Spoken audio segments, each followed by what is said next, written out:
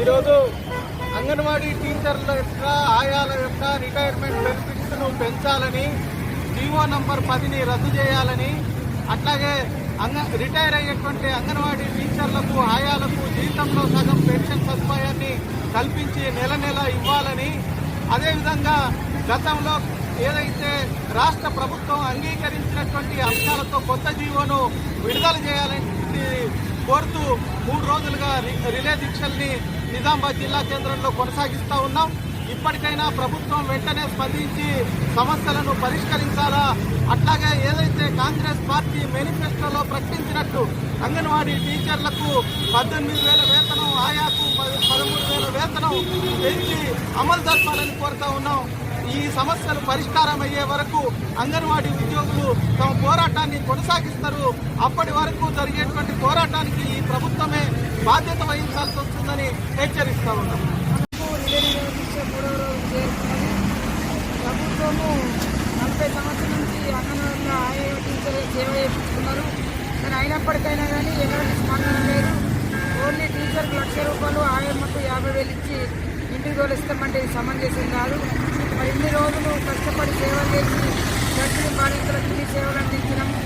మరి శాతగాని టైంలో ఆ యొక్క డబ్బులు తీసుకొని పోతే కుటుంబంలో కొడుకులు కానీ బిడ్డలు కానీ ఎవరు కూడా దగ్గర తీయరు. మా యొక్క బాధను అర్థం చేసుకొని 2 లక్షల టీచర్కు ఆయమ్మకు ₹1,00,000 పెన్షన్ సౌకర్యం కల్పించాలని, కుటుంబంలో వారి వారసత్వ ఉద్యోగం ప్రభుత్వం న్యాయమైన డిమాండ్లని పరిష్కరించకపోతే ఉద్యమం చేపడతామని హెచ్చరిస్తున్నాం.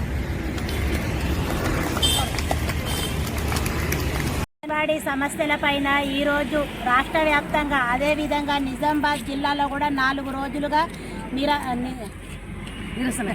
నిరసన కార్యక్రమాలు నిర్వహించడం జరుగుతుంది. అదేవిధంగా మేము ముఖ్యంగా చెప్పొచ్చేది ఒకటే, ఇప్పుడు వచ్చిన ప్రభుత్వము మా సమస్యల్ని పట్టించుకోకపోగా 6 నెలలన్నా కాలేదు, వచ్చి రాగానే అంగన్వాడీ టీచర్లకి ఆయాలకి రిటైర్మెంట్ సౌకర్యం కల్పిస్తున్నాను, శుభవార్త చెప్తున్నాను అని చెప్పడం జరిగింది. కానీ ఇది ఎక్కడి శుభవార్త? నేను ఈ ప్రభుత్వాన్ని అడగదలుచుకున్నాను. ఆయాలకేమో 50,000, టీచర్లకి ₹1,00,000 ఇచ్చి ఇంటికి పొమ్మంటుండు. ఇది సరైన నిర్ణయం కాదు కదా. ఇప్పటికైనా ప్రభుత్వం స్పందించాలి. గత ప్రభుత్వం ఏదైతే హామీ ఇచ్చిందో ఆ హామీకి అనుగుణంగా 2 లక్షలు టీచర్లకి, ₹1,00,000 ఆయాలకి ఇవ్వాలి. అదేవిధంగా వారసత్వం హక్కుని కల్పించాలి.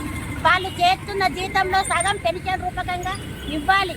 ఇస్తేనే మేము రిటైర్మెంట్ తీసుకోవడానికి సిద్ధంగా ఉన్నాం, లేకపోతే మేము తీసుకునేది లేదు అని ప్రతి ఒక్కరూ వారి ఆవేదన వ్యక్తం చేస్తున్నారు. కాబట్టి ఇప్పటికైనా ప్రభుత్వం స్పందించాలి, మా సమస్యను పరిష్కరించాలి. లేకపోతే మా ఈ సమస్యలపైన రాష్ట్ర వ్యాప్తంగా ఉధృత పోరాటం చేయడానికి సిద్ధంగా ఉంటాం. 50,000 ఇస్తామంటే మేము 40 ఏళ్ళ నుంచి కుటిలి గడిగి మూతులు గడిగి అన్నీ చేసి ఇప్పుడు 50,000 ఇస్తామంటే మమ్మల్ని బయటకు నూచేస్తామంటే మా పరిస్థితి ఏం కావాలా? మాకు కోడళ్ళు కొడుకులు మూల కూర్చుని పెడతారు. అప్పుడు మా పరిస్థితి ఏం కావాలా? అప్పుడు వేస్తున్నావు తిన్నావు, ఇప్పుడు ఏం లేదు అంటారు, కట్టెలు బట్టి నూకెత్తారు. ఎట్లా?